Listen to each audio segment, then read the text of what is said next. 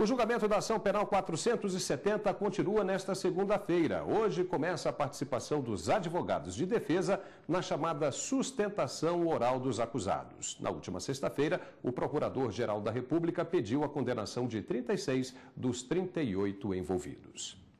O Procurador-Geral da República, Roberto Gurgel, apresentou a denúncia contra os 38 acusados na ação penal 470.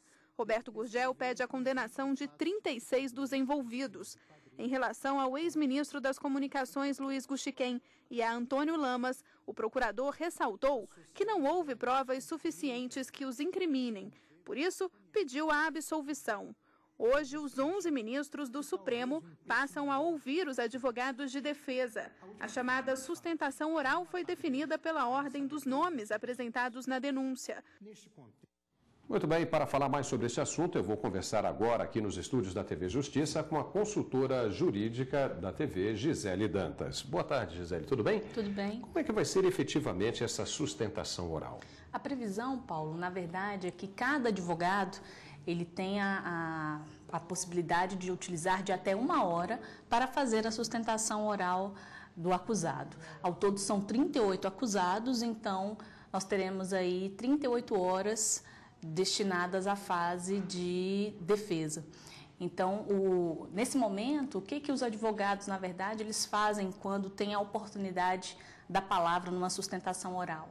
É o momento em que eles vão contra-argumentar tudo aquilo que foi mencionado pelo Procurador-Geral da República. Eles vão tentar trazer aí quais são as brechas possivelmente encontradas pelas defesas e tentar afastar as acusações do Procurador-Geral da República.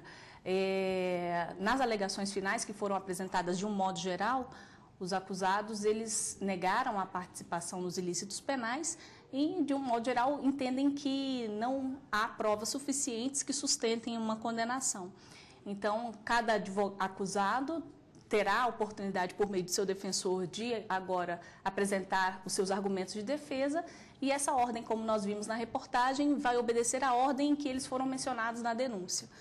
Tá bom. E o tempo destinado a cada advogado de defesa, será mesmo de 1 hora ou ela pode ser estendida? Ou todos eles terão 1 hora ou vai haver tempos variados? Essa pergunta é bem interessante, Paulo, até porque na última sessão, onde o Procurador-Geral da República ele fez a sua sustentação oral da acusação, houve, ao final da sessão, uma manifestação de um dos advogados que pedia que para a defesa que ele iria fazer, que fosse aumentado o tempo destinado de sustentação oral, ao invés de 1 hora para 2 horas. O ministro presidente do STF, o ministro Aires Brito, ele negou esse pedido. Então, na verdade, continua valendo o cronograma que já estava previsto de 1 hora para cada acusado. Não vai ter nenhuma extensão de horário para nenhum dos acusados. Todos terão 1 hora para fazer a sustentação oral. E o que acontece depois que os advogados terminarem? Bom, logo depois que houver essa sustentação oral, passa-se a fase da votação. Os ministros eles vão, a partir daí, proferir o seu voto, a começar pelo relator, depois o revisor, e depois do revisor todos os demais ministros vão começar a proferir os seus votos no sentido de condenação ou absolvição. Eles vão demonstrar e fundamentar as decisões que vierem a ser tomadas em relação a cada um dos acusados. Mais uma pergunta com relação a este tema, ou seja, depois que cada advogado termina a sua sustentação, imediatamente entra o outro ou há alguma manifestação dos ministros do Supremo?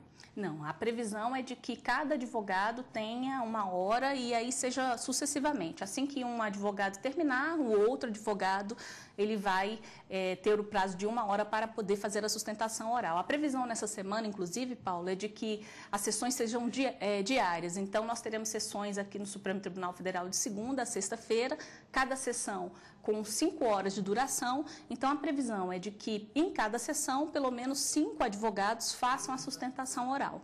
Essa é a previsão de acordo com o cronograma. E que a partir do dia 15 se inicia a fase de votação. Ou seja, a partir do dia 15, só depois de todas as manifestações da defesa, é que os ministros começarão a proferir os seus votos. Existe uma característica que é própria do processo penal brasileiro que a defesa sempre se manifesta por último. Então, primeiro fala a acusação, depois vem a defesa e só depois dos argumentos, tanto da acusação quanto da defesa, é que os ministros vão proferir os votos. Então tá certo. Então quer dizer que essa não pode ser considerada a fase maior desse processo, não? Olha, é uma das fases bem extensas, sim. Por quê? Porque, na verdade, nós vamos ter 38 horas do julgamento destinada à defesa dos acusados.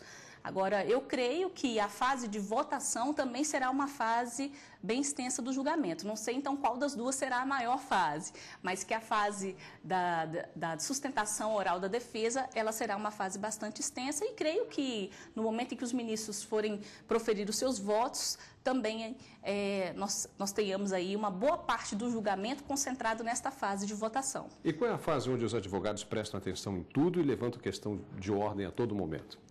Na verdade, Paulo, toda vez que o advogado entende que deve ser levantada alguma questão, é claro que baseado no regimento interno e nas regras, tanto no Código de Processo Penal, há oportunidade para que ele se manifeste.